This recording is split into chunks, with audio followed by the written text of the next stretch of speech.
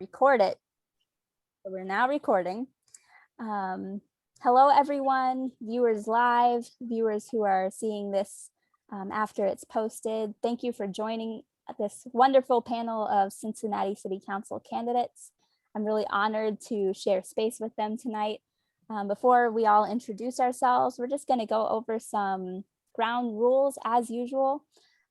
This is not meant to be a debate of any kind. We are welcome to disagree on things, but what we're not going to try to do is change opinions, because let's be real, in a discussion like this, that's probably not going to happen anyway. It's a huge waste of people's time. But we can disagree, we can exchange ideas and do so respectfully. So that is ultimately the rule that I expect in these panel discussions. These are happening in real time, real life. We're human beings. So, some of us may have to come and go or leave early, arrive late. That is perfectly okay. I'm just thankful for any time that these candidates have been willing to give, because I know running a campaign is a lot of work, and to take time out for something like this is really, really special. So it's very much appreciated. Trying to make sure I have all of my windows pulled up. With that, we'll go ahead and kind of introduce ourselves. So candidates, how I usually do this is we kind of popcorn it. So I'll randomly pitch it to one candidate, and then once they introduce, they'll pick another one to introduce, and so on and so forth. So tonight, if each of you would take just a brief moment to share about yourself, maybe a little bit of background history, what has gotten you to this point in your life so far. And then I would love to hear just kind of a fun fact about each one of you, because I think it's important for voters to remember and to see the human side of candidates. And yeah, just a fun or silly fact about yourselves would be really awesome. And John Mayer is joining. So I'm going to give him time to acclimate and get himself situated. I will throw it to Councilmember Landsman, if you would like to introduce first and take it away. Thanks, Stacey. I'm Greg Landsman. I'm a member of council. I was elected in 2017. I was a teacher.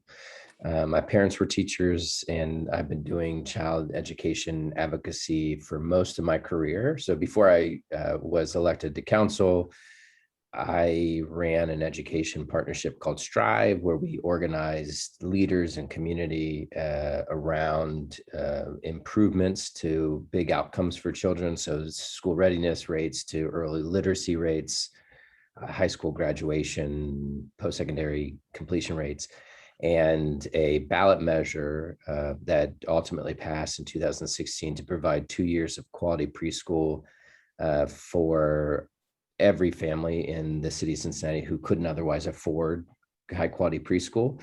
That passed in 2016, and the preschool promise is up and running. It provides tuition assistance to families, grants to preschool providers to help them achieve and sustain high quality, and then wage supports for teachers, which is a huge piece of maintaining quality and keeping teachers. On council, I've stayed focused on that goal around what we have to do as a city to make Cincinnati an infinitely better place for children and families. So comprehensive eviction prevention work, the first ever eviction prevention fund, which has kept hundreds of families, thousands of children in their homes. A host of changes around affordable housing, including helping the administration get a housing for everyone fund up and running. And, we've now invested close to $50 million into that fund. We secured the largest increase in youth jobs ever. Over $1.2 million to make sure that young people have access to really good paying jobs. And then updated our development policies to ensure that when we get investments, we do so in a way that really helps families. So increasing, affordable housing, local jobs, career training, the inclusion of local businesses, particularly minority businesses, real community engagement, and anti-displacement efforts. So a whole host of big changes around what's best for children and families, while also being really mindful of the importance of basic services and ensuring that we're investing in basic services and increasing our investment, particularly for public services, so roads and sanitation and those things that people really depend on, but we've underinvested for a long time. So that's been my focus. And I'm, one fun fact that you may not. I have a lot of tattoos. So most of them, only 2 are somewhat visible, but so it's big moments in my life. I've spent some time thinking about what that means to me, and have a lot of tattoos. So I don't, most people don't know that. I had no idea. That's really cool. Who would you like to pass the baton to next? Kurt, you're up. Thank you. First of all, Stacy, thank you for sponsoring this evening. And Councilman Landsman, I applaud the work you've done, particularly for schools. I'm a big Preschool Promise fan. I'm a tutor at Hayes Porter Elementary, and I tutor young kids with reading. I'm a volunteer through Strive, Be the Change. No, that's right. Wow. That's where it started. Very cool. But a little bit about me. I'm an engineer turned patent attorney. I was fortunate enough in my practice to be able to retire early and devote more of my time to my volunteer activities and advocacy. I'm an immigration reform advocate, which is something that is near and dear to my heart. I wouldn't be here if my grandparents weren't allowed to come to this country and escape what was going on in Europe. So it's very important to me to make sure that our immigrant friends and refugee friends are safe and secure and know they have a home here. Because I retired early, I thought I was having a great retirement. I was lucky until we had some headlines last year that changed all that. And one of them was a headline in the Cincinnati Enquirer that said, well, we're not the most corrupt city in Ohio. People need to know, I grew up in Youngstown, Ohio. I know what a corrupt city looks like, and I'll be damned if I was going to let our city go down that slippery slope. But I think most everybody running for council understands that and wants that same outcome, to keep us on top, not sliding down a slope. But I had decided to come out of retirement, basically to run for office, because I wanted to see some adults in the room. And my definition of that is people who've had a proven track record of honesty and integrity, a proven track record of collaborative problem solving, and a proven track record of actually digging in and finding solutions and getting things fixed. And that's what I've done. My 31 years here as a patent attorney, I spent most of my time keeping my clients out of court. I got the trust of judges, my clients, adversaries, and their lawyers to actually sit down and solve problems, rather than end up in a big debate and lawsuits that cost money and only line the pockets of lawyers.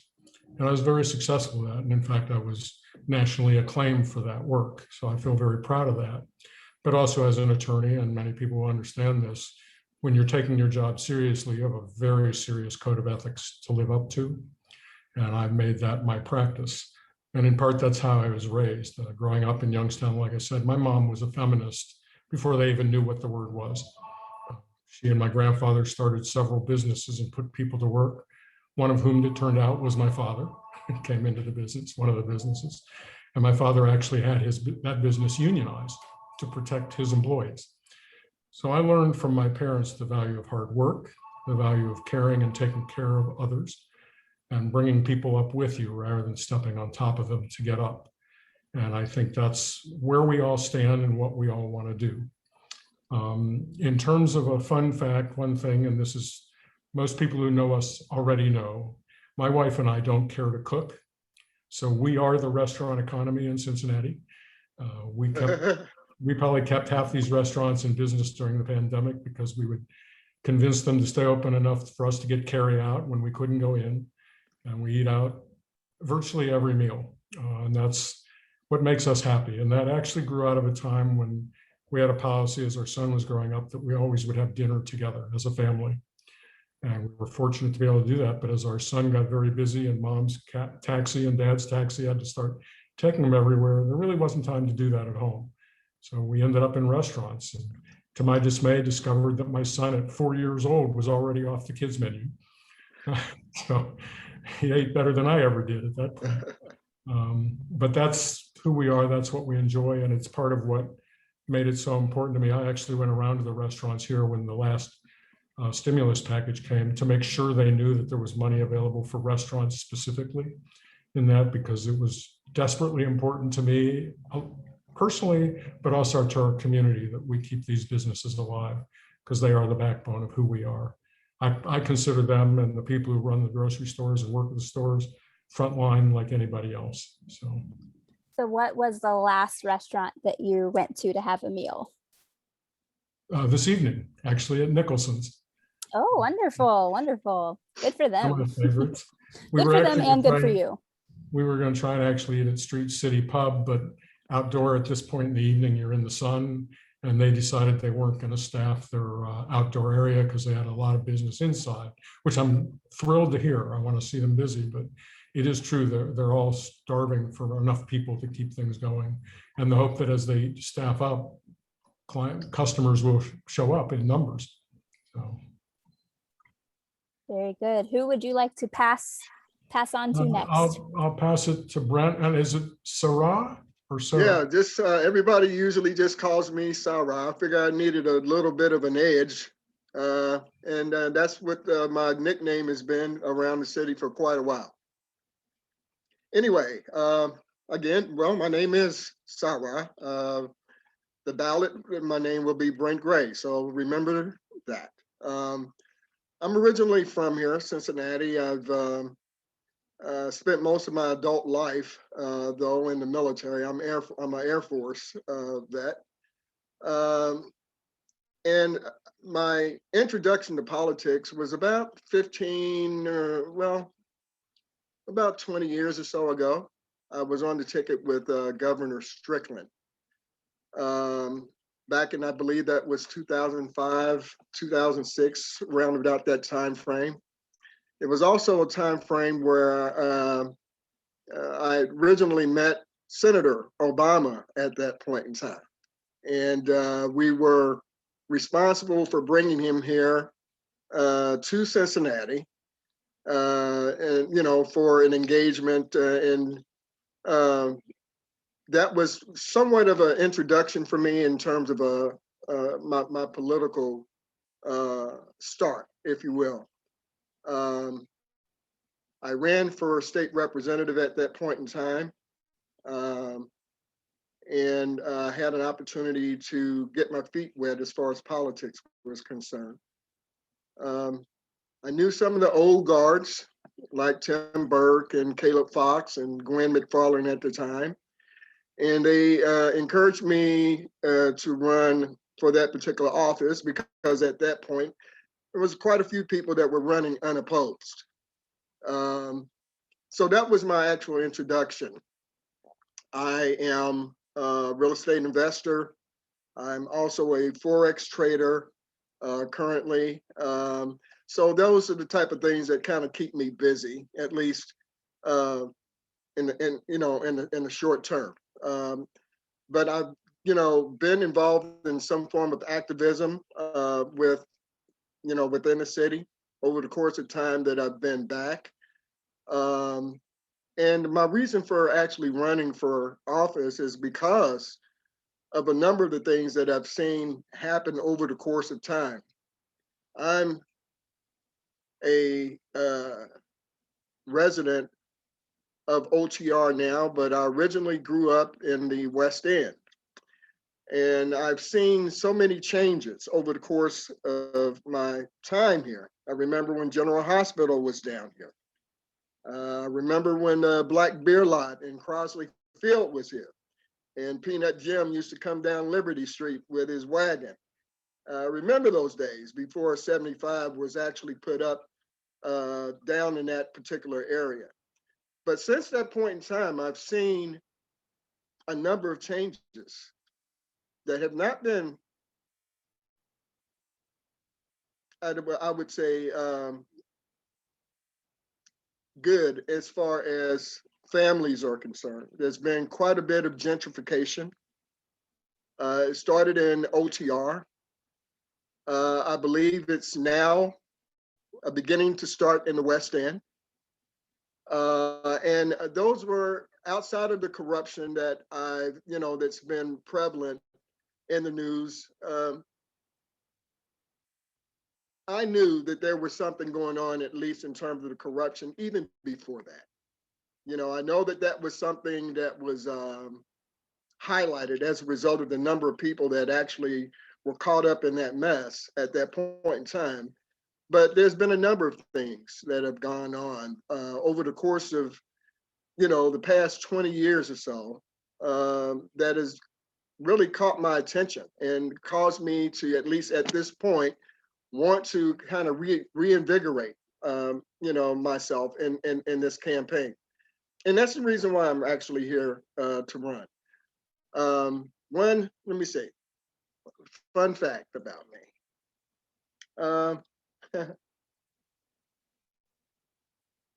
I got a million tattoos too, but that's not really fun, I don't imagine. Let me see, I'll give me figure something else out. Yeah, I'm a farmer.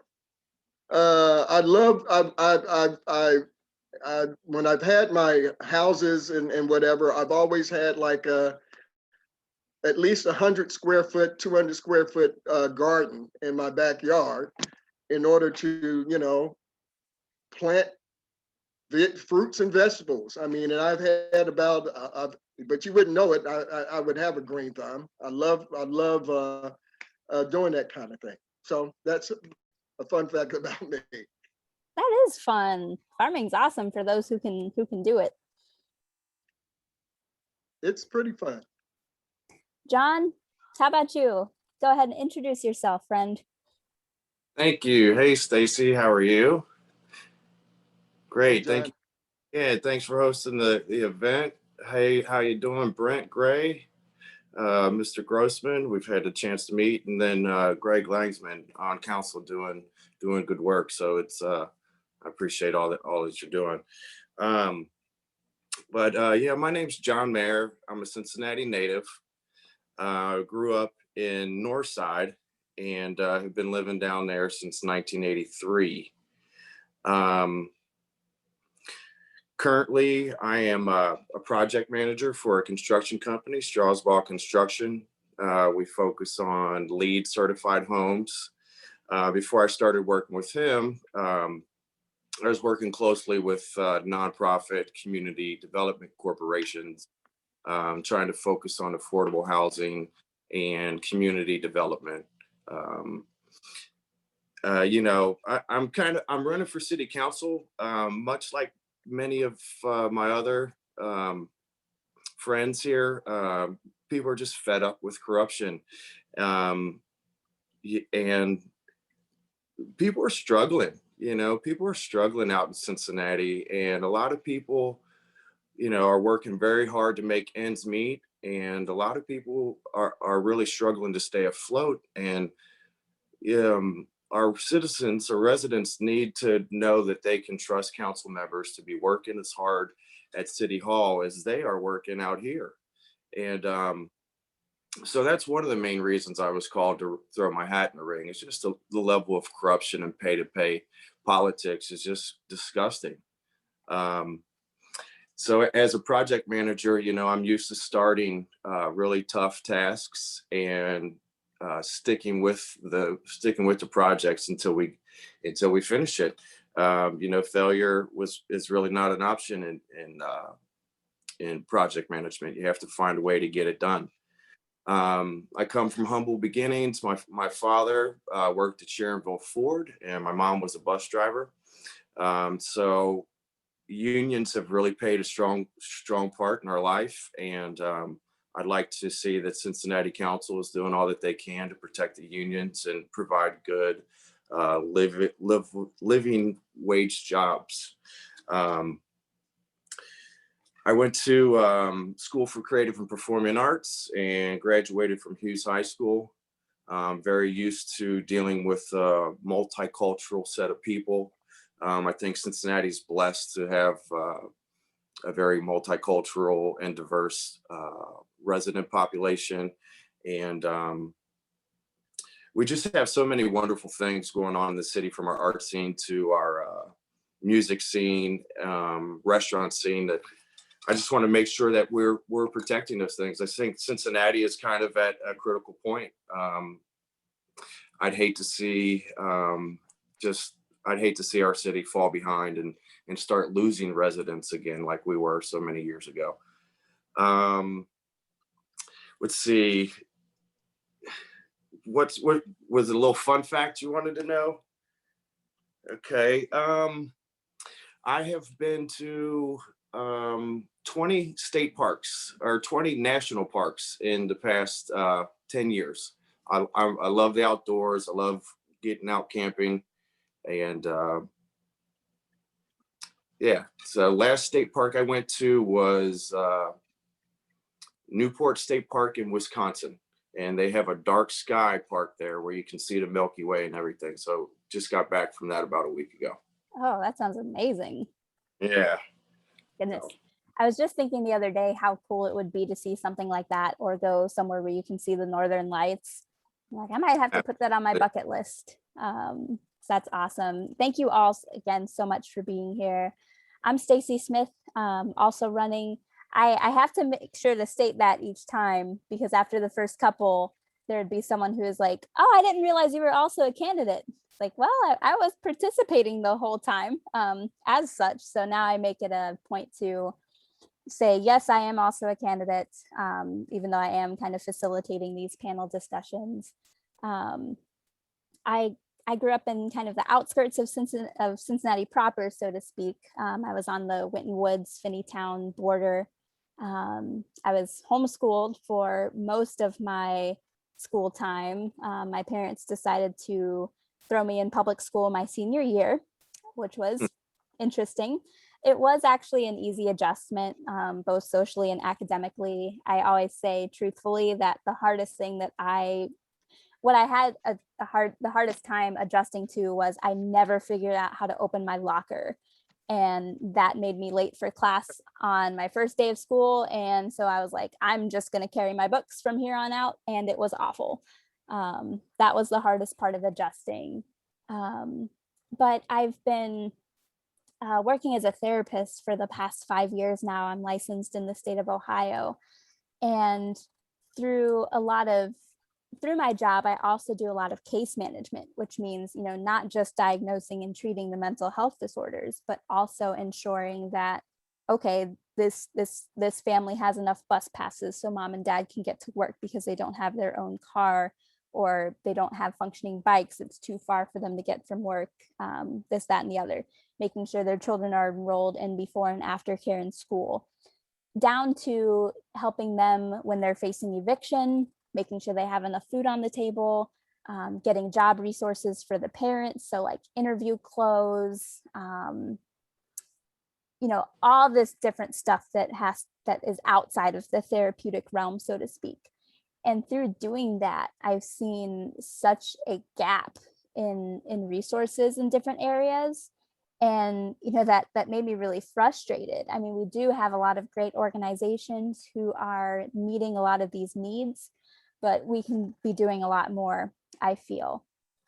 And so in addition to that, even though, I'm diagnosing and treating mental health disorders and therapy is great, to me personally, it really has started to feel like a Band-Aid. And Band-Aids are very important. They're needed when you have a cut or a wound. They serve a purpose. But I'm the type of person that I would rather be like, okay, let's go fix whatever caused the injury in the first place. I don't want to be a Band-Aid. I want to prevent this from happening altogether. And so as I was doing research, it kind of dawned on me that, there are other cities that are really prioritizing things like mental health more than Cincinnati is, and cities that are larger than we are doing it, which makes it more difficult for them. So my question then became, well, why aren't we doing this? And I didn't see anyone else doing it at the time. So me just being the person that I am, I'm like, okay, here I go. We're going to make this happen one way or another. So throughout my entire campaign, what I've been saying is that, getting on city council is not the end. It is the means to the end, which is making sure that Cincinnati has better mental health resources in place, among other things. And I've really enjoyed the experience so far. I've gotten to meet wonderful people. I mean, back in November when I decided to run, I don't think I had ever even considered meeting a council member, and I've gotten to speak with just about everyone, and it's been really awesome and really humbling, and to meet so many candidates who are all passionate and excited for what they're doing has been a really, really great experience. A fun fact about me, this usually surprises people because I am very small, very petite, very soft-spoken, blah, blah, blah. I'm actually a black belt and have been since age 13. So not only can I kind of, defend myself on a mental, emotional level because of the therapy, I can defend myself physically as well. My dad was into boxing and martial arts all throughout his high school and young adult age. So when my sister and I, wanted to get into sports, he got us into Taekwondo. We loved it. I've had sporadically my own students train as well, who I've gotten up to their yellow belts. Occasionally, I'll help my dad teach his classes as well. Unfortunately, he had to close his Taekwondo school because of COVID, but he still offers private lessons, which I think is awesome. He also was on American Ninja Warrior, which is another little fun fact. So my family's just full of ninjas. We'll just put it that way. All right, to jump into the actual discussion, we'll start with kind of a more fun question and then jump into a more serious one. The first kind of fun question is, what is your favorite bar west of 75? And I hope this fits the ticket. I am partial to the Hub OTR, and this is not just because Lindsay has been incredibly supportive of my campaign, but they have a drink there that tastes like sour candy, and I love sour candy. So they have won my heart with that beverage, which name escapes me at the moment. But what about each of you? Do you frequent any bars west of 75? Was the important differentiation there? Well, I'll go. I don't drink very much because I don't have a personal bias against it. It gets me sick before it gets me buzzed. So I have a reflux condition, so I can't really drink. So I don't have a favorite bar anywhere. But if it's got a good restaurant, I'll be there. There you go. There you go. Anyone else? So I don't drink a lot either, but love a couple places. One is I really love Price Hill Chili. Just it's one of those places where you go in and a bunch of people, and I love that. Same with Brink in College Hill and Westside Brewery and Westwood. Love those. I'm not sure which ones are like in terms of downtown are west of 75. So I wouldn't have thought on Main Street, the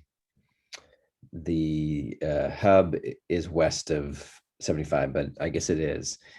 So in any event, the one that my wife and I love, and I don't know if it's west of 75, but it's Longfellow's downtown, just because there's like the menu. She lived in New York City for a long time, and the menu, they've got all these like awesome things that you would find in like a New York City. So we love that place. Nice. And then Say So. I'm a huge fan of Say So, and the taco truck there. It's run by a good friend of mine. It's a good spot to hang out in. Very good. Well, I live in OTR, and there's a few bars down here that I frequent, but I don't drink that much. I did my drinking when I was in the military for the most part. I had my real fill, trust me, when I was in the military. That's all we did for the most part. Raised a little hell and drank. So I really kind of teetered off, so to speak, on that. So I can't,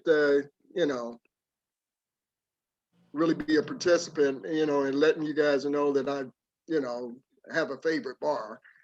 Although there's plenty down here that I will go to in order to eat a sandwich or something like that, but that's about it. All right, John, how about you?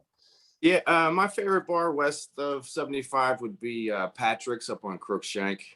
Nice bar, and nice menu too. Yeah, and I think it's good to give these places shout outs because again, everyone is trying to recover from the pandemic. So, any restaurant or bar or small business that you hear mentioned tonight, please go support them. The second question gets a little bit more serious. So I'll preempt this by saying that we can answer this question without attacking this individual personally. And I would like to see that happen.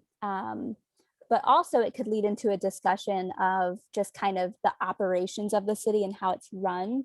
So the question is whether or not we as individuals are in favor of keeping city manager Paula Boggs-Muthing following the election. So would it be fair to toss this to you, Greg, first, since you are currently on council, and then we can kind of go from there?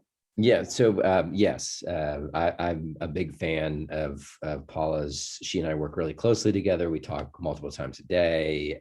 She's an incredible problem solver, just one of the strongest, most thoughtful leaders I've ever worked with. And I think she represents sort of this high level of professionalism that's within the administration that has really helped Cincinnati throughout the last year, several years, really, if not decades. Like Cincinnati's had some, really great elected officials and some really not so great elected officials, but professionally, like we do have a really strong team. And that has really made a big difference in terms of like weathering these storms, whether it's the corruption or the pandemic or the police reforms, et cetera. Like so she has been the first city manager that has really led the charge on affordable housing. It was really her plan to secure the $35 million to set up this Housing for Everyone fund over at the Cincinnati Development Fund. And this new housing board that will bring together public and private sector folks, which is hugely important in terms of raising private capital for the housing fund. She got a pretty big deal done with the FOP in terms of holding police officers accountable in this last contract. And then finally, she's restructured the city manager's office and communication with staff in a way that I think will lead to way more transparency and more things getting done. And when things fall through the cracks, in the past, we haven't been structured in a way to really know that. She's changed that. Can you briefly, because accessibility and information is important, could you, with your knowledge, briefly explain what the city manager role is here in Cincinnati? Because I remember it wasn't really until I recently started running that I was like, oh, this is a city manager and this is what they do. So I want to make sure viewers understand that. So they run the city. They are the CEO of the city, meaning that all of the city employees report to the city manager. The police chief, the fire chief, the head of transportation, HR, et cetera. She has a few direct reports. Each of them owns or is responsible for several departments, but ultimately she is responsible for everything that happens with the 6,000 plus employees and all of the services and policies. So we put in place a big review process. Unfortunately, we weren't able to do it with Patrick, the last city manager, because he left right before his review. But her review is in September, and I think it'll help people understand every single aspect of her job, because she'll be reviewed comprehensively by all 10 of us, 10 being the elected officials. One thing I didn't mention is that a national search, which some people have called for, is really expensive.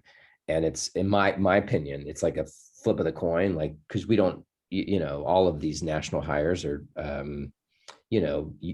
even if you think somebody really interviews well, you don't, it's still a gamble.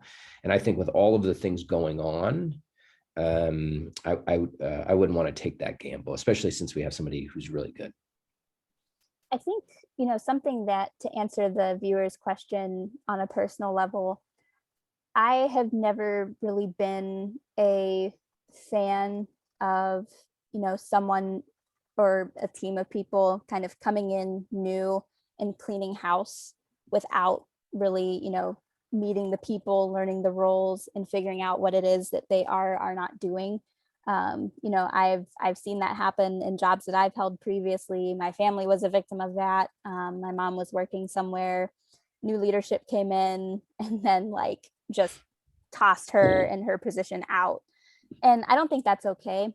I don't think that I'm the type of person to get in somewhere and just be like, okay, you're out, you're here, you're out. You have to work with individuals for a little bit to kind of see more of what's going on, and to whether or not what they are doing as an individual, or in some cases their position, is important.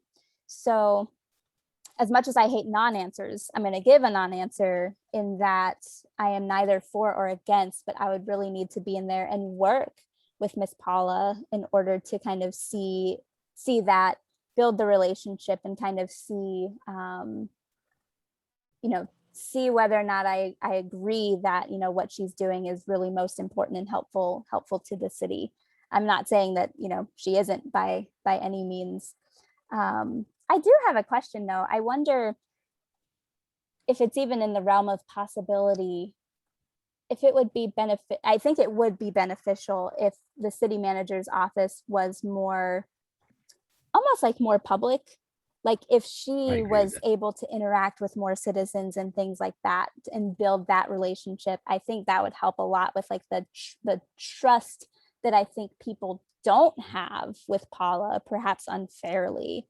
So I would love to see more of that. But again, when you're managing 6,000 people, I think that's right. I'll call her tomorrow about it. I think seeing your CEO is super important. Yeah.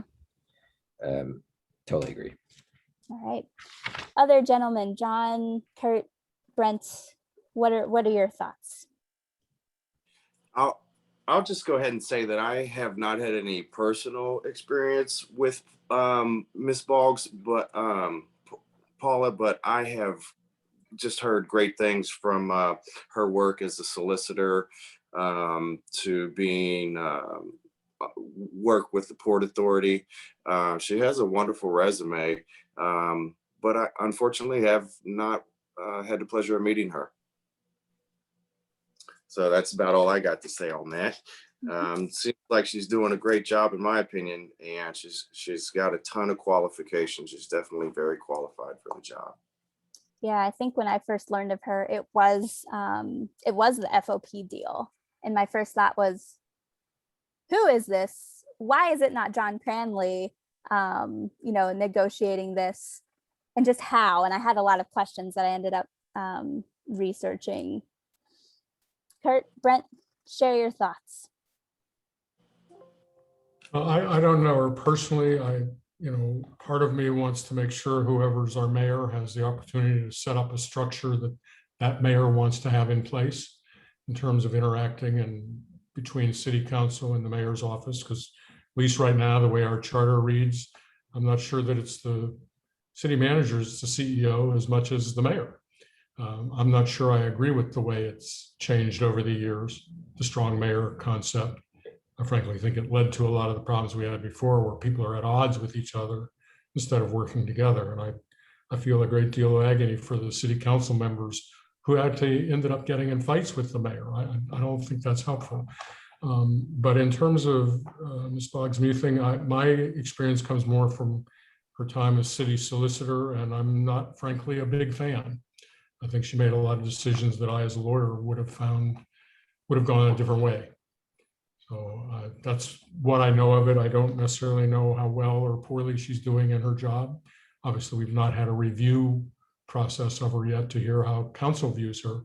But my bottom line is in part really to make sure the mayor can set up whatever form of operational systems that mayor wants to see. And if that's keeping Paula, that's okay. If it's not, I do have a concern about, yeah, like you say, throughout the baby with the bathwater, but let's face it, most of us are running for council to change it all.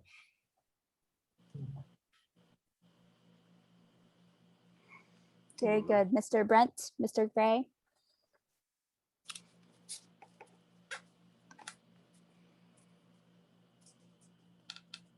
Brent, did you want to respond? Yes. I'm just trying to look at my mute button here. This is all new technology for me. At any rate, I don't know very much about the city manager other than rumors. It's my understanding that she and John had some association with the same firm or law firm or something to that effect. But in as much as her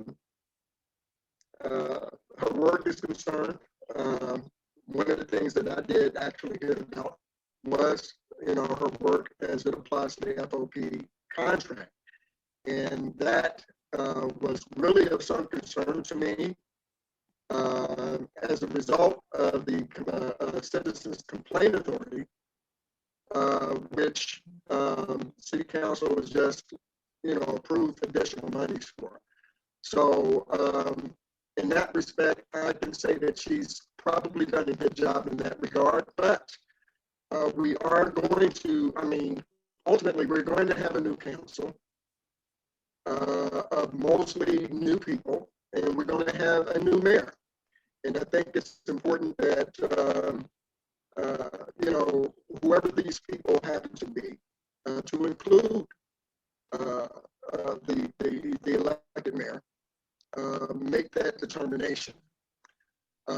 Because I think it's very important that relationship between city manager and mayor and council, obviously, is solid. But in as much as, her work with the FOP with that particular contract and what has transpired now as a result of the collaborative and the Citizens Complaint Authority, I would imagine in that respect, she's done a good job. Councilman Landsman, this is not to put you on the spot as an individual. Is our current council operating like within the bounds of the charter, approving a raise for that office before the review? Yeah, so it's a good question. The challenge was that her annual review is in September. We had to pass the budget in June. I suppose we could have made it contingent, though. As you heard from each member of council, with the exception of one, I think she'll get a glowing review. So, on one hand, I think it was fine. On the other hand, I do think we'll need to be more careful and thoughtful moving forward. Because at the end of the day, it's about trust and transparency, and we have so much work to do to restore that. I think she, deserves the raise. I hope we can keep her. One thing that I think may help is that she actually explained this, not about the raise, but just the role, it really clearly to me a couple months ago, which is that there's policy and then there's operations. And like, so she's responsible for operations. And as elected officials, we're responsible for policy. So we can set policy. We should set broad policy. Ultimately, she and the staff have to then go operationalize that policy. Where we were getting into hot water, or where other electeds were getting in hot water, is when electeds get in the middle of operations, if that makes sense. So take development. We set broad policy for development, but can engage developers or anyone else after the administration has done its work. But for members of council or the mayor to get involved in the operations, the sort of workings of a deal, is that's where the line is and shouldn't be crossed. Kind of that segues kind of perfectly into another question. Douglas Walton would like to know if anyone has received or accepted campaign donations from developers, and do you think that developers, even on an individual level, well, obviously, should be allowed to make donations to political campaigns, because kind of the firestorm that we have seen in recent months. So candidates, now is your time to respond.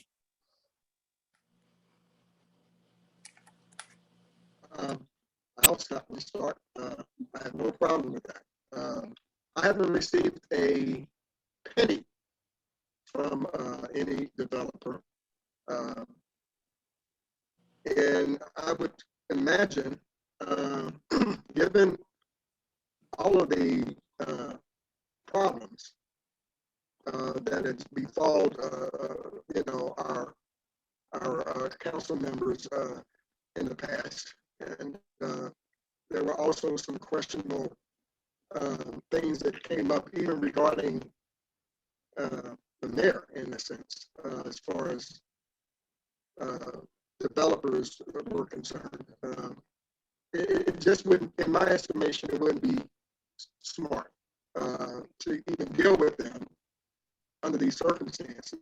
But as a matter of fact, I believe, if I'm not mistaken, Greg Landsman had come up with some form of a motion in council, whereby he wanted to, I think he can probably explain it better than me, but he wanted to make certain that these monies were reported and transparent. And for some odd reason, he didn't get a single vote on that particular proposal or motion, and that troubles me. Yeah, I think that troubles a lot of us. Brent, could you do me a favor? Can you mute and then unmute? I think something's going kind of a little wonky with your audio. Like, I can hear you okay, but it's pretty choppy. Yeah, you did. I hear some static. Yeah, I'm not sure what that's coming from. If we have to deal with it, then we'll deal with it. So yeah, it's crazy. I think ultimately it would have gotten a few votes, and I'm going to put it back before council next month or September at the latest, with a few changes, because maybe people have had some time to think about the decision and change their minds. But it's immediate disclosure of campaign contributions. Because we vote every week, this would require the disclosure. And we may just do it all amount, so that people don't have to, people were complaining about the cumbersome nature of this, but so not 48 hours, we'll say 72 hours, and maybe we do all amounts, and just everything should be uploaded to a publicly facing website so that people can see who's giving to who, and it will discourage, I think, some bad behavior. That to me is really important, because it's not just developers. There are developers that are, close friends of mine, or they just simply support, the kind of leadership that I've provided, whether they are really big into the children's and families work that I do, or, I'm considered a pretty pragmatic, level-headed person. And, they'll say, well, that's what I'm really interested in, seeing more and more people who are problem solvers and so on and so forth. But they're not the only ones that have a stake in how votes go down. So every week we vote on stuff, and every year we vote on a budget. And in the budget, there are lots of organizations that benefit. And so having everyone way more accountable and greater transparency, to me, will help to ensure that we are cleaning things up. I think that that's not the only thing. I've also proposed a new ethics officer, a commission that's focused on good government and ethics, that is proactive, does training, all kinds of things. And so both of those ordinances will be put in front of council this fall. The campaign finance piece, again, for the second time, hopefully it'll pass. I find it interesting because I've mentioned this in previous, I think the last panel discussion. Like, I feel like that could be a good use for like individual council members' websites through the city, because like the websites are there and there's not really much of anything on there. Whereas I think a user should be able to get on, click on, council member Stacy Smith, because I'm, speaking for the future here. Be able to view a profile and look at, here's all the contributions this person has received, for X, Y, and Z. We apparently, the city had this website, and so resurrecting it will cost almost nothing. I think we've resolved some of the issues that were considered cumbersome, but I also agree. Like, I went ahead and posted all of my donors. So if you go to greglandsman.com, I think /donors, or you can find it. It's just a running total. So every time somebody donates, and it immediately gets uploaded. Very good. John, Kurt, thoughts on development money, contributions? Yeah, I have John Mayer. I have not accepted any contributions from any developers. I think that council members, if they choose, should be allowed to accept donations from them. I love the idea of being transparent and open. If you got something to hide, it's typically a sign you're doing something shady. So I don't mind who takes a look at the books here. I don't think that there's inherently anything wrong with the developer donating to your campaign. I believe the contribution limits are $1,100 per donor. So, but when you hear about council taking payments for specific votes, that's another thing. And I think that's kind of why we're here at this place here in 2021. So many people adamant about restoring the trust of Cincinnati Council. The pay-to-play schemes hopefully are over here in Cincinnati. And I'm just so excited that we have so many people that seem dedicated to transparency and ethics. It's really heartening to see so many people passionate about trying to clean things up. And I'm really hopeful that Cincinnati can rise to that challenge. Very good. Kurt, what are your thoughts, sir? For me, part of my answer is I'm not sure if I've gotten developer money. I don't necessarily look at who's giving me the money unless I think there's something untoward about them. I probably have a little bit. I've brought in over $75,000 or almost $75,000. I'm sure there's a donation or two there from a developer, but my bottom line is I can't be bought. The money doesn't mean anything to me. You need money to run because it's just expensive to run. Hopefully people are donating to my campaign because they agree with me that integrity matters, and we can bring that to bear in the city council and get some good things done. I mean, let's face it, some developers build affordable housing developments. They're developers, but are we going to say they're bad people because they're developers? I don't think so. My guess, if I had to guess, is that maybe 2% of what's come in might have come from developers, but I'm not sure. People wear a lot of hats, so I don't always know. But again, I don't think it matters. And a part of my concern is if we're going to make more rules or more laws thinking that people will behave, if they're going to break 3 laws, they're going to break 4. It's not going to change their behavior. That's the problem I had with the charter amendments. It's not going to change any behavior. It didn't change any behavior. I don't know if behaviors happened or not. I just don't think that matters. I think what really matters is the honesty and integrity of the individual. As I say, in my case, I can't be bought. I'm already retired. I've had my career. Any paychecks I get for council will be donated to charities for job creation, job development, and education here in our local community. So nobody's going to give me money. And certainly, even if it's $1,100, the max, to me, that's trivial. It is not going to get me to vote for or against anything.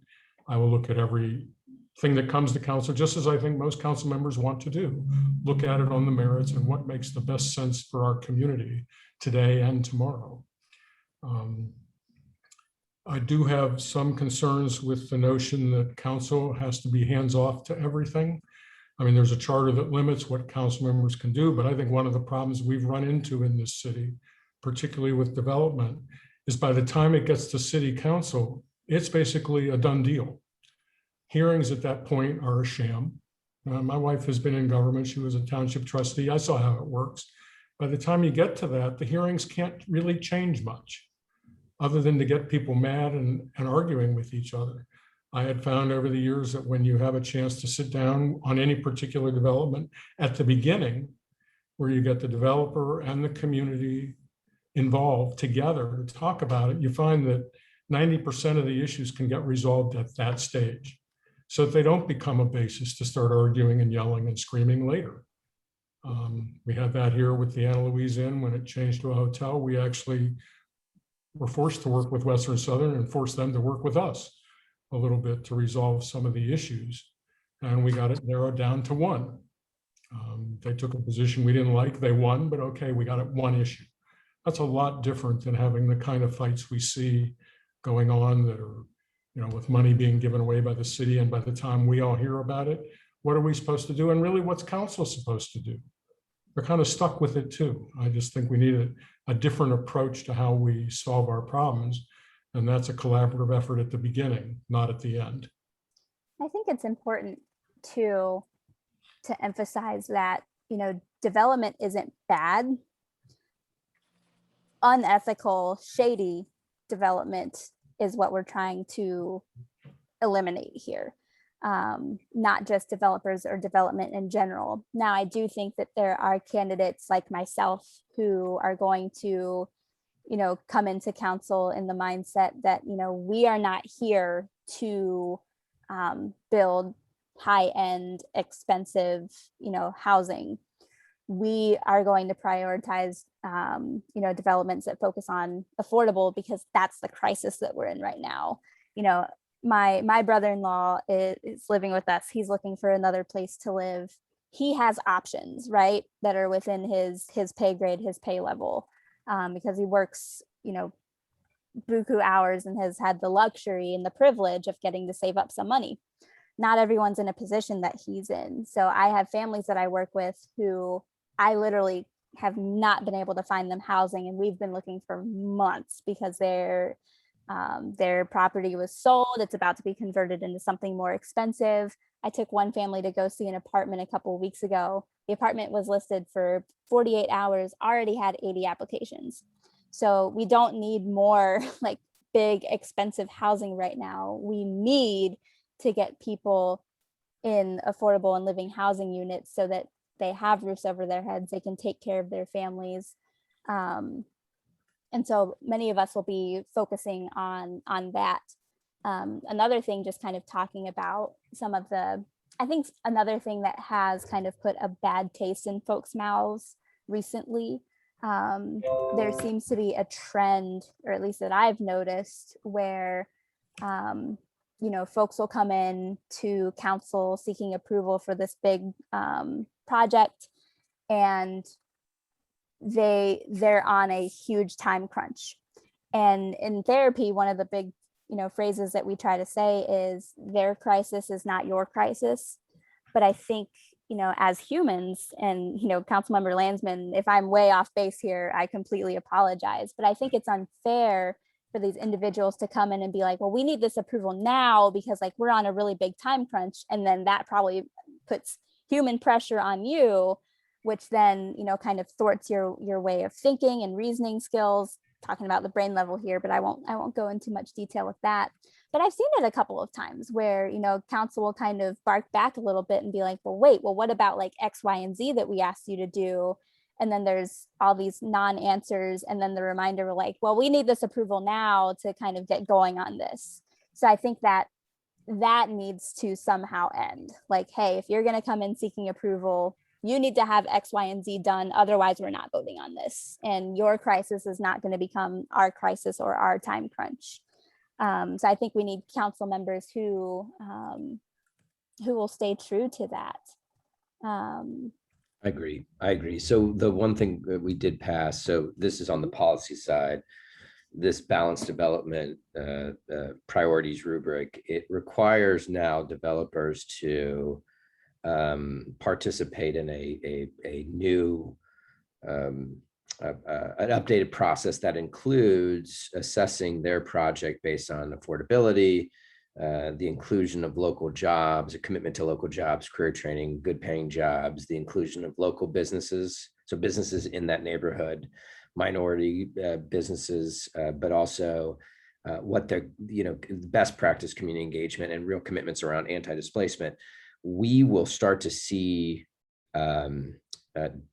development deals come before us in the fall, in a couple months that have gone through this new process, and we'll see what works and what doesn't, where they're really hitting the mark, where they're falling short, and we will update the policy based on what we're getting. And I've been of the opinion that if we don't have what we need, then they need to come back. And we've done that more than I think people realize, where we've said, we're not ready to vote on this. There are looming questions. Someone asked in the chat, who's working with them before it comes to us? The Department of Economic and Community Development, they have a staff that review projects, and they've been reviewing them based on a criteria that has not focused on or scored, provided some analysis based on affordability, local jobs, inclusion, community engagement, or anti-displacement. That's now included. Okay. That's actually really, really good to know. I love having these panels, especially with current council members, because I feel like you always learn something that is not seen that's not seen otherwise. Moving on to another question, Councilmember Kading recently, I think yesterday, proposed the resign to run amendment, and this viewer would like to kind of hear more about everyone's thoughts on that. And to familiarize, if anyone doesn't know, the proposal is essentially if the mayor or a council member decides to seek a higher office while they're serving as a council member or mayor, they must resign in order to seek that higher council or that higher office, so to speak. So what are y'all thoughts on this? I'll jump in. I think it's a waste of time. Frankly, I think it's a game that's being played. Maybe a reaction to AFTAB having been clerk and then running and then clerk and now running again. But the truth be known, I think the one person most likely to be affected by that adversely is Liz herself. And I think she has her eyes on higher office. So maybe she'll put it out there and it won't pass. And then she can say, well, I'm allowed to run now and I can do my job. More importantly, though, I think having switched back to 2 years instead of 4 years for council members means if you're going to run, even as a council member, for another term, you're almost running shortly after you get in office. And if you can run for that office, you can find the time to run for other offices. I think the key thing I want to hear is that people are going to take the council role seriously and it's what they want to do. I mean, in part, you do need to build a stable of qualified people to move up the ladder, and they got to start somewhere. You don't necessarily want somebody running in their first foray as president. We get bad results that way, I think. But at least for me, whether this is a law or not is irrelevant, because I'm not running for any other office ever. This is the only office I'm running for because of things that have happened. I would have been happily retired. If I run for office again, it'll be for a second term if I win my first term. So personally, to me, it doesn't matter. But to say, well, you have to quit, what we end up with is more appointed council members rather than elected council members. And it's no small frustration to me that half of our council is appointed, not elected. I think that becomes a really big issue, especially with like the way that our appointment system is right now. I am a huge proponent of, if a council member is removed or resigns, it should go to the next highest vote getter from the previous election. It should be who the voters voted for. I think in the current system that we have, it really becomes very unbalanced. And as far as Liz's proposal goes, I think I understand a little bit of what she's trying to do, because I would agree in that if you're going to be on council, like, you need to be dedicated to your role in city council. But I think on a personal level, if you decide to, run for another office and you still can't be fully dedicated to your council job, then wait to run for that other office. It's going to come up again. I do think that the emphasis needs to be, if you're on council and you can't focus on both of those things at the same time, you need to prioritize council. So I think that would put a safety in that place in regard. But again, you might have a situation where council becomes like a revolving door, and then nobody is served well in that circumstance. So I worry that it would create more problems than it would solve, especially because I don't think there's been too many instances in recent years, at least, of a council member or a mayor, while they're serving, running for a higher office. I know there have been some, but I don't think it's necessary. I don't think it's the fish that we should be frying right now, so to speak. We'll just put it that way. It's a solution looking for a problem. I mean, Or because that too. That's a good way congressional to put it. races and city council races alternate years. Mm-hmm. So you're never going to have a situation where if you're on council, you could run, for example, for the House or state office, Yeah. and not be able to serve your term properly. And I understand that, and I just don't think it's the kind of issue people think it is. To me, it's kind of a game being played to make it look like, well, I tried to warn everybody, and because clearly she wants to follow in her grandpa's footsteps. I agree. I think with everything people said. I haven't read it, so I owe Liz the decency, the courtesy of reading the legislation. But it's not. I think, Stacey, you said it really well, which is it's not the fish we got to fry right now. I mean, it's been said earlier. We overlook, everyone far too often is overlooking just how desperate people are and how much they're struggling. And pre-pandemic, during the pandemic, coming out of the pandemic, I mean, just whether it's income or housing, mental health issues, the gun violence. I mean, this is a serious moment that requires really serious solutions and people working together, people that are focused on the work. And this seems like feels very much like a diversion from that. I'm going to throw it to Brent really quick, because one, I want to make sure that I see that you've joined on kind of a second camera. Can we see if that one's working, and then you can share your thoughts? Okay. Oh, Can you that's hear me? much better. That's much better. Oh my goodness. I actually had to get on my phone. My computer, for some reason or another, my audio on it is kind of messing up on me. At any rate, could you guys kind of give me an overview? I mean, I couldn't actually hear you. Can you Yeah. give me an overview of what the question was actually? Yes. Councilmember Keating has introduced an amendment that is called essentially resign to run, which means if you are on council or in the mayor's seat and you would like to seek higher office, you must resign from your council or mayor seat in order to pursue that higher office. I see. Well, but I think we've got, I think I've got to kind of relate to what Greg's, this bigger fish, that's not really. It was Stacy said it first, so I just want to make sure she gets credit. Yeah. Oh, okay. Well, I didn't hear her at the time. I don't think that that's really a big to do. We've got a lot more serious issues to deal with at this point in time. I'm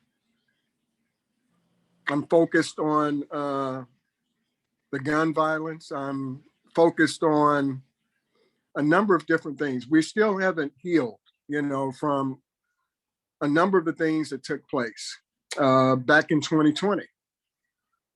I mean, when you really consider all of the things that have transpired with the George Floyd incident, the Breonna Taylor incident, the Black Lives Matter marches, then the pandemic, then the loss of the economic loss as a result.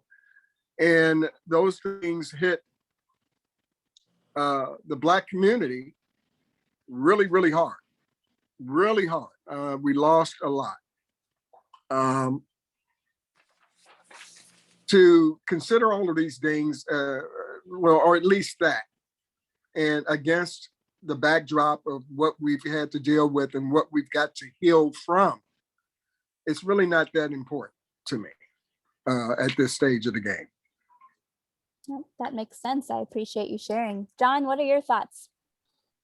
I share similar thoughts as most of the panelists here. I believe it's sort of a partisan move, kind of a shot at our mayor and shot at candidate AFTAB. It seems like sort of a divisive tactic, and like Mr. Landsman had said before, we have so many important things pressing right now that we need a council that's focused on addressing the real problems at hand and finding collaborative ways to work together. So I agree with most of you all that it's sort of a distraction, and I think it's a ill-advised attempt at attention. So let me pose this to each of you. If we're kind of all saying that this particular amendment and is maybe not the most productive thing that we could be doing right now. One of my former bosses always used to tell me, like, don't come to me with problems, come to me with solutions. What are solutions? So if each of you could share an idea, if we're talking about anti-corruption, what's something in your mind that, you would like to put forth to end, or I won't say end corruption because that can't really do that when it's on an individual level, but to, curb it, reduce it, whatever. I think two big ones for me would be, I think that the pocket veto needs to end. That's a really big issue. And, I would start out by putting in an ordinance to get that on the ballot in front of voters, as well as what we mentioned earlier, the fact that, we shouldn't have appointed council members. They should all be elected, even if it ends up being the person who came in 10th. If they rise up because someone else leaves, I think that's how it should work. It should always be based on who the voters decided for. So I would propose those ordinances and get those things on the ballot very quickly. But how about the rest of you? What are some solutions that you would like to see moving forward? I mentioned the pocket veto real quick as people are thinking about their answers. I think a ballot measure that says we're updating the charter to get rid of the pocket veto makes all the sense in the world. It's absolutely outrageous. The previous mayor, Mayor Mallory, he used it in the sense that he would just hold legislation. So if I submitted an ordinance or a motion, I wasn't there, but my understanding was that he would just not put it on the calendar, and that's quote unquote the pocket. I'm putting it in my pocket. The current mayor doesn't ever do that. However, he would at times, and I've had this back and forth, he would at times send it to a committee that would sort of and vote it down. And but to his credit, he's never held a piece of legislation more than a few weeks. But then he sends it to a committee. When I got there, people were very frustrated with this because it would sort of die in committee. Turns out council can change that. So we did. We updated the law, the rules of council, which council does. It's now rule 10.8 that even if an ordinance or motion dies in committee, a majority of council members can pull it onto the calendar for a full vote of council, as long as it was on the agenda and it was discussed. And so we haven't had that issue since we passed 10.8. 10.8 is a sort of a temporary, as long as council is like paying attention. I think it should be in the charter, to your point, but we did solve for that by saying, you can kill it in committee, but we'll just bring it back. A majority can bring it to the full council on Wednesday. That is good to know. Again, these are meant to be informative, and I've been informed on some things tonight. Anyone else? What would you like to see change, whether it's in the charter, in the law, what have you? I do think the charter needs to be cleaned up in a lot of places. I mean, look at the frustration, all of us, as we were collecting our signatures, wondering what the courts were going to do with the challenge to AFTABs petition because of the way the charter reads. There are just inconsistencies throughout the charter because it's been cobbled up over time. I think it's time to clean it up. Although I'm not a charter committee endorsed person, I do think a lot of the points they raise take us back to the days of Murray Suizengood, and we should follow his lead where we can clean things up. But I think a first onus to clean things up really falls on the voters. You need to elect people who have a proven track record of being trustworthy and problem solving. That's the voters' obligation to do in the first instance. The second instance, and this is one that rankles me, and every time I mention it to people, their eyes pop up and like, what do you mean we don't have it? There is not, to my knowledge, a written code of ethics that members of city council are required to follow or sign off on. And there should be. I think the panel that was looking at this even ignored that. They did. I noticed that, Kurt. Yeah, and I raised that to them when I testified to them months ago, that's something that they should do. It's not going to stop things, but if people are reminded of their obligations, because sometimes things happen because people forget. They just don't understand their obligations well enough.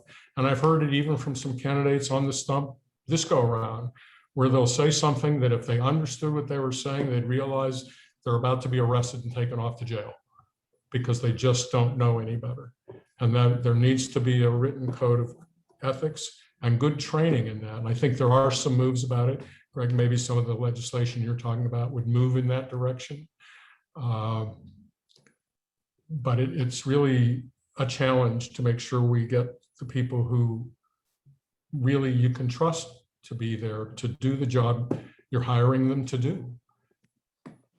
I have a question. How do young, relatively unknown candidates like myself prove their track record? I think for me, I have an especially hard time because in therapy, can't really talk much about what you do in that sense. So would you have any words of wisdom for candidates who maybe don't have the same opportunity to prove their track record, but they're young and they're willing to step up to this plate? Proven track record doesn't take, like in my case, 40 years. It's a little, I have that kind of track record because that's the experience I have. But the other part of the track record comes from how you interact with the people around you and how you hold yourself out and what you do, not just what you say, but how you do what you say. You have Stacey, a particularly focused message, And I think you've stuck on that message, and I think you have the integrity to back up that message through what your experiences are. So it doesn't take a lifetime of experiences. Obviously, in my case, it helps because that's what I have. Others have different sets of experience, because I don't want to turn away young people either, because some of us, as we get older, we get jaded to some things. I want new, fresh ideas as well, because Lord knows there's not one of us sitting here that has all the answers. And that's part of the reason we have field races and have a council of 9, because you bring together enough diverse thought and view, and you get it. But again, though, to me, you have to sit down with the people who live it. I'm not an expert in your neighborhood because I don't live there. You're not an expert in my neighborhood because you don't live here. I may have some great ideas, but they may not work for you. But you're going to prove out who you are by how you hold yourself out and how you carry yourself in what you say and do, whether you're 25 or 65. Nope, that makes sense. John or Brent, as far as like the question that we just kind of branched off of, as far as, preventing corruption, making sure that council's operating ethically, what, if anything, would you propose to make that happen? I think, obviously ethics sort of falls on the individual, but I think council can just continue to try to increase transparency and continue to reach out to the community and try to engage the community to be part of the decision-making process.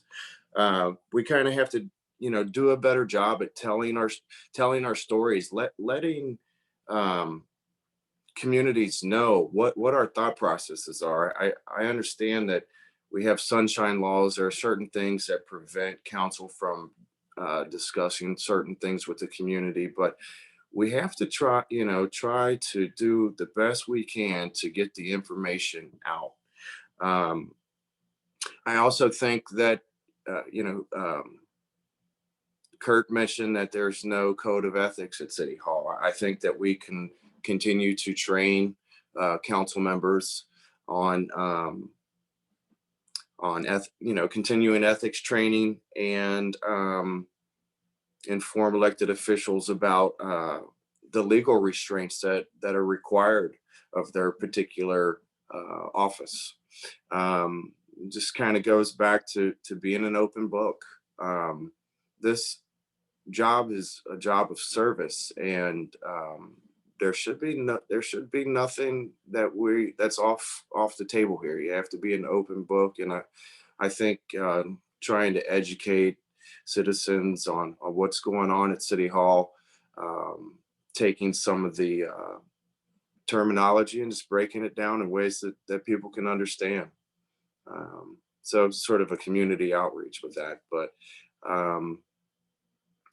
I think that the buzzword for this year is transparency. Very good. Mr. Gray. Well, I actually don't think very much can be added to what has been said regarding this matter. In as much as integrity is concerned, I mean, how do you measure that? You can't put anything, that has nothing to do with an ordinance or a ballot measure. I mean, integrity is something that's innate. That's not something that can be legislated in any form or fashion.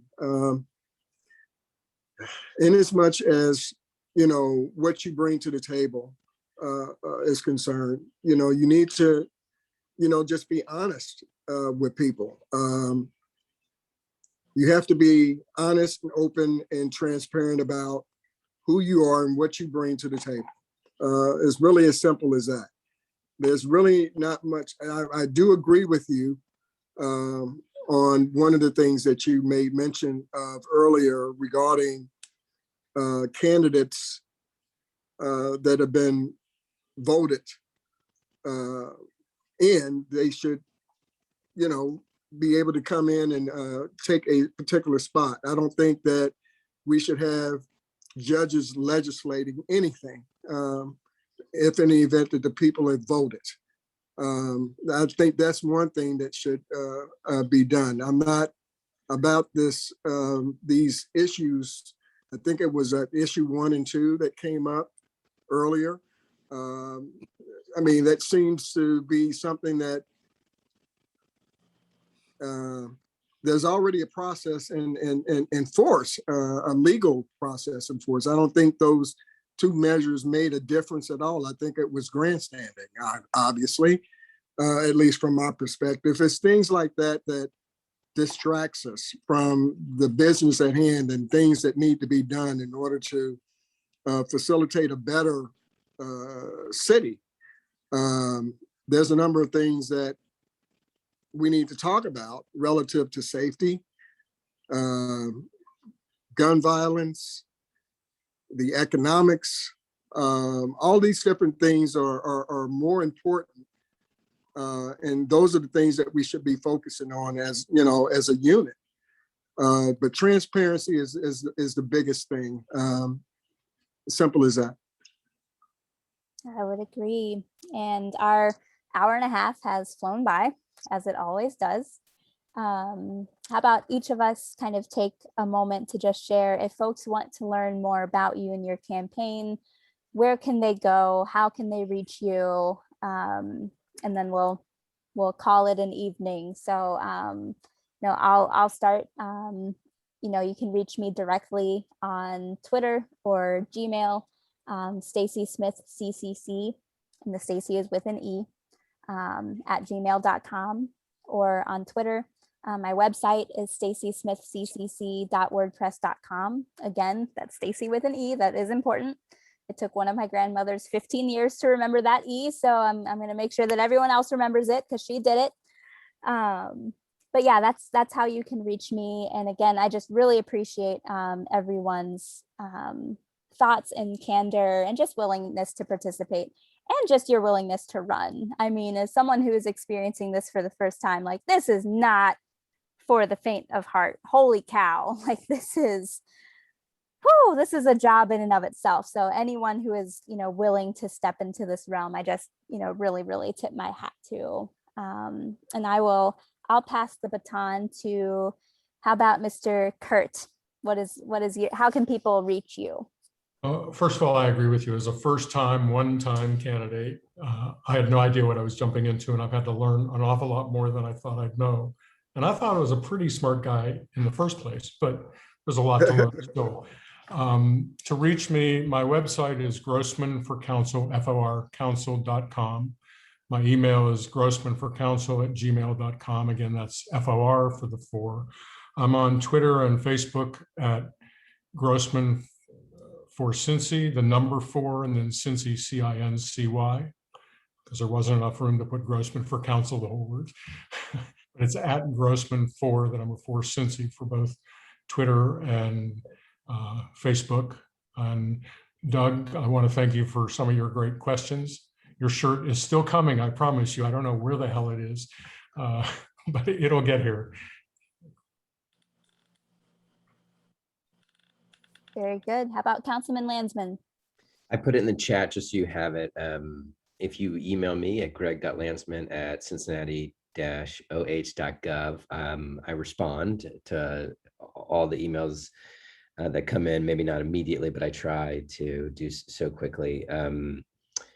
And sometimes it's just, if you have a question or there's a request, our office loves doing constituent stuff. So stop sign, light out, garbage didn't get picked up, whatever it is, let us help. And then my cell, I give it out everywhere I go, and sometimes people call. You'd be surprised at how very few people actually plug it in. So plug in my cell. If you don't have it already, it's 513-646-0186, and you can call or text anytime. Wonderful. John? My website is mayorforcincinnati.com. That's MAHER for Cincinnati.com. I am on Facebook, and also my phone number too is 513-800-7401. Let's see. Yeah, you could let's see. email address is mrjohnmayer13@gmail.com. So I'd say, texting or calling or getting on my website. Very, very easy to reach. And we actually have an event coming up at the middle of next month where we are doing a landscaping project on the entrance ramp of 75 off of Mitchell Avenue.